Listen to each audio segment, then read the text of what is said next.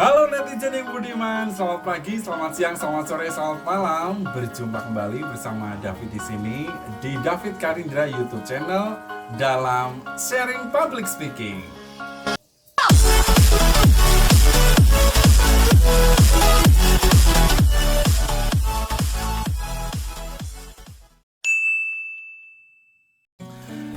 Oke, pada kesempatan hari ini, edisi kali ini, David akan sharing mengenai pengalaman David selama ini kurang lebih ya 18-19 tahun.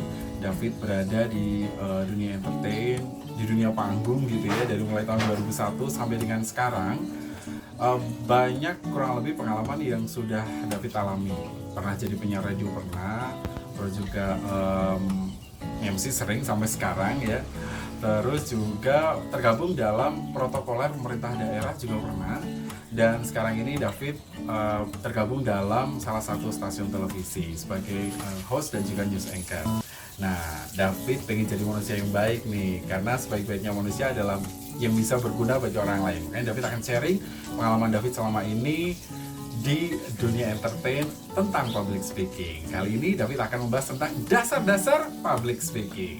Ya, dan kali ini David akan memperbincangkan tentang dasar-dasar public speaking ala David ya. Jadi ada beberapa hal menurut David di sini yang perlu dilakukan atau dipersiapkan dalam rangka public speaking yang baik dan benar. Menurut David ya, ada beberapa hal di sini, ada 5 hal yang perlu dipersiapkan.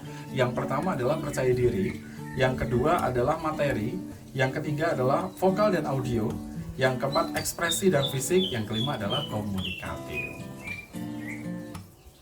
Ya, kita akan bedah satu persatu ya untuk dasar-dasar public speaking ala David kali ini. Yang pertama adalah percaya diri.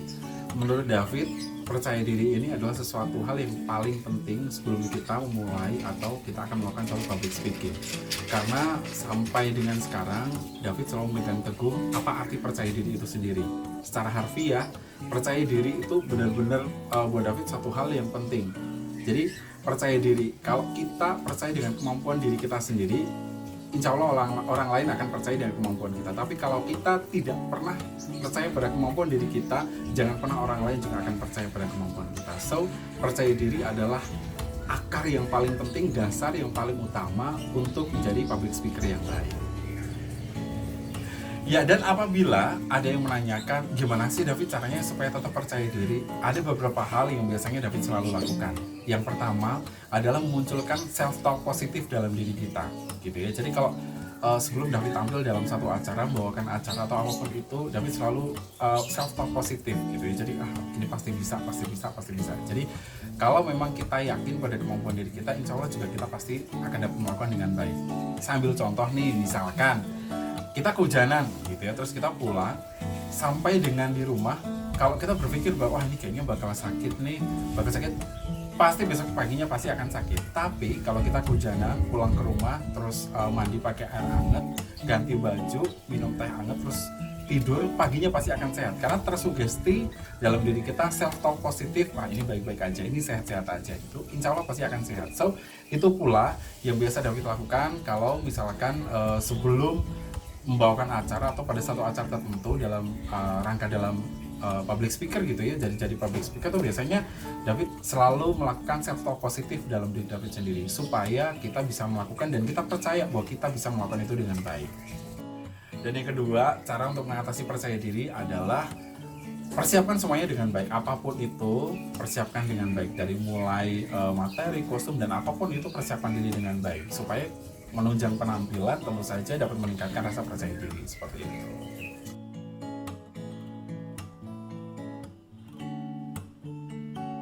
Yang kedua adalah tentang materi.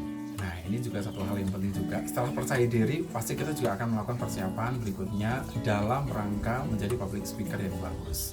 Contoh nih, misalkan kita akan membawakan satu acara, kita harus mempersiapkan materi itu dengan baik. Walaupun biasanya dari event organizer atau dari panitia penyelenggara atau dari mungkin dari tim kreatif, misalkan kalau misalkan di televisi ataupun juga di radio ya seperti itu, sudah mempersiapkan skripnya, sudah mempersiapkan rundown-nya. Tetapi kalau David biasanya H-1 selalu melakukan browsing-browsing atau mencari informasi terkait dengan materi yang besok akan dibawakan secara lebih detail, supaya persiapan kita saat nanti kita di atas panggung, saat nanti kita di depan kamera itu lengkap gitu. Ibarat kata kalau kita mau perang itu kita harus siap dengan senjata yang lengkap ini gitu. Jadi misalkan sudah ada rundown yang sudah diberikan oleh panitia, biasanya H-1 atau H-2 David pasti akan browsing. Sekarang kan zaman 4.0 ya, digital banget. Jadi kalau misalkan mencari satu tema pasti akan bisa dapat selama kita mau.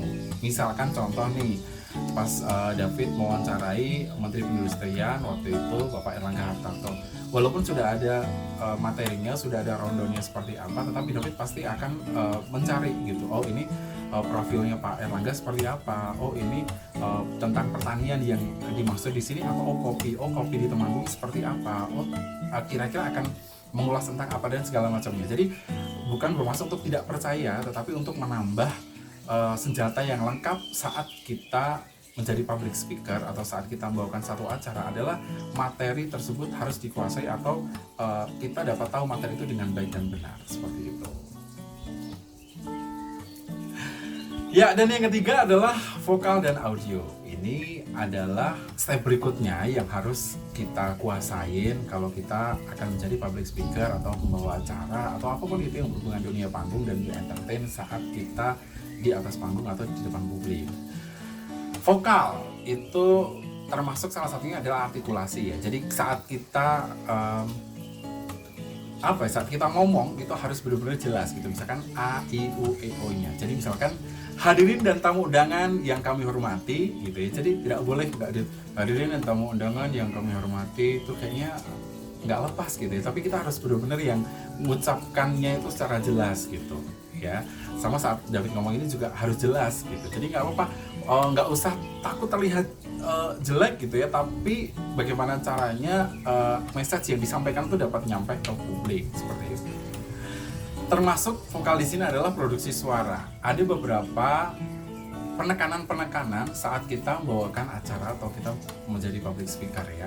Misalkan contoh nih, misalkan untuk pas waktu kita membawakan acara apel atau upacara, mungkin kita akan memproduksi suara dengan lebih besar atau dengan menggunakan suara perut, diafragma seperti ini. Misalkan gitu ya. Upacara pengibaran bendera dalam rangka hari, misalkan seperti itu. Itu akan produksi suaranya akan terlihat lebih beda daripada kita akan membawakan satu acara yang lain. Contoh misalkan seperti ini. Halo, apa kabar pemirsa? Dimanapun Anda berada, jumpa lagi di sini bersama saya David Karindra. Gitu kan pasti berbeda ya. Jadi ada beberapa jenis acara yang memang membutuhkan vocalizing atau penekanan tertentu sesuai dengan acara konteksnya seperti apa gitu. Jadi itu juga nanti akan David bedah untuk sesi berikutnya, tapi kurang lebih seperti itu. Jadi vokal yang dimaksud di sini adalah artikulasi, terus juga penekanan pada setiap atau beberapa acara yang dimaksud. Nah, itu tadi vokal ya. Terus audio ini adalah dalam arti kita harus dapat menguasai atau kita juga dapat berkoordinasi juga dengan soundman. Idenya begini, kita tidak akan mungkin membawakan satu acara tanpa bantuan dari mikrofon ataupun juga rekan-rekan dari sound system gitu, atau rekan-rekan dari soundman seperti itu. Jadi kita harus bisa menguasai, misalkan nih dalam satu ruangan gitu ya, kira-kira membutuhkan suara kita di tone seberapa sih gitu. Jadi kita harus bisa menentukan sendiri, misalkan nih ya, ini suara ukurannya nggak terlalu besar, berarti ya bagaimana caranya kita jangan terlalu besar gitu ya untuk dari mic sound dari mic tersebut. Jadi kita harus bisa mengira-ira sendiri saat kita cek sound itu, kita harus bisa benar-benar menguasai kira-kira sound ini pas untuk ruangan ini. Terus misalkan saat kita di luar, misalkan kita di lapangan gitu ya, kita juga saat kita cek sound juga kita harus bisa mengerti, kira-kira suara ini pas untuk di alun-alun, ini suara ini pas untuk saat di outdoor, ini kira-kira suara ini pas saat kita di ruangan 12x6 seperti itu. Jadi menurut David di sini dalam audio adalah harus melakukan cek sound sebelum acara dimulai, karena kita bisa mengerti kira-kira suara ini nggak bikin sakit telinga dari pendengar ataupun dari hadirin atau tamu undangan yang ada pada saat itu. Jadi penguasaan audio di sini sangat penting, utamanya kita berkoordinasi dengan soundman di salah satu acara yang dimaksud. Yang keempat adalah ekspresi dan fisik. Ya, jadi di sini dimaksudkan adalah saat kita membawakan acara, kita juga harus bisa menunjukkan gestur dan juga ekspresi kita agar terlihat lebih menarik gitu. Misalkan ya gitu. Ekspresi misalkan untuk ekspresi senang ya senang, ekspresi sedih ya sedih gitu. Misalkan kita mempersilahkan gitu. Jadi kepada yang terhormat Bupati Temanggung, kami persilahkan. Jadi mungkin ada ekspresi-ekspresi tertentu yang kira-kira kita bisa menunjukkan, atau pas waktu kita memberikan penjelasan, jadi wah luar biasa, ternyata Temanggung di sini memiliki satu potensi yang luar biasa dalam bidang pariwisata misalkan, atau dalam sektor pertanian. Jadi kita kalau membicarakan satu prestasi pasti dengan mimik wajah yang wah luar biasa, kita patut berbangga seperti itu. Jadi mainkan ekspresi muka tersebut.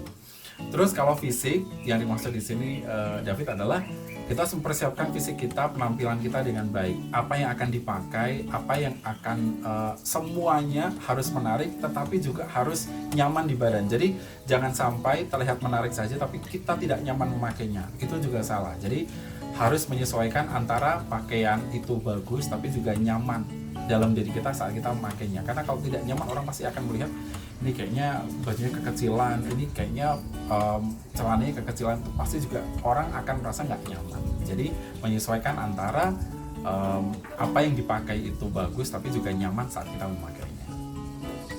Yang terakhir adalah komunikatif. Ini adalah bagian yang tidak dapat terpisahkan juga, karena menurut David di sini dalam kita membawakan acara itu perlu juga melibatkan audiens. Misalkan contohnya seperti ini, pas waktu mungkin di tengah-tengah acara boring gitu ya, atau mungkin acaranya mungkin hiburannya juga nggak ada misalkan, jadi kita harus bisa melibatkan juga audiens untuk masuk dalam acara kita. Jadi misalnya kita menawarkan misalkan apa kabarnya gitu, masih semangat kan gitu. Jadi munculkan beberapa pertanyaan yang bisa memberikan feedback audiens kepada kita. Jadi audiens juga perlu dilibatkan dalam beberapa acara tertentu supaya mereka juga merasa terisi, mereka juga merasa ada di situ, nggak dicuekin gitu ya.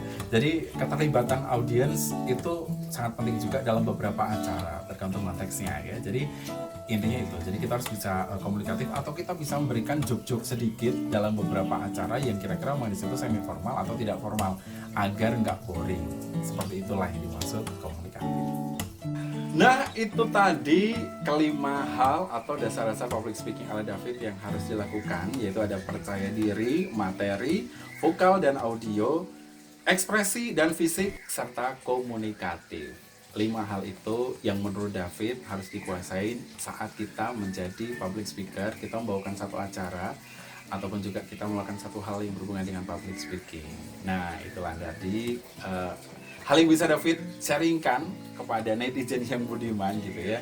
Dan jangan lupa ketik like, subscribe, dan juga komen yang ada di bawah ini. David juga akan selalu membuka untuk sesi sharing dan public speaking ini. Kalau misalkan ada pertanyaan, mungkin hal-hal yang perlu kita diskusikan, nanti David akan balas atau David akan jawab sesuai dengan pertanyaan atau kemampuan David dalam edisi berikutnya gitu ya. Jadi terima kasih sekali lagi telah menyaksikan YouTube channel David Karindra dalam sharing public speaking. Terima kasih, dan selamat pagi, selamat siang, selamat sore, selamat malam.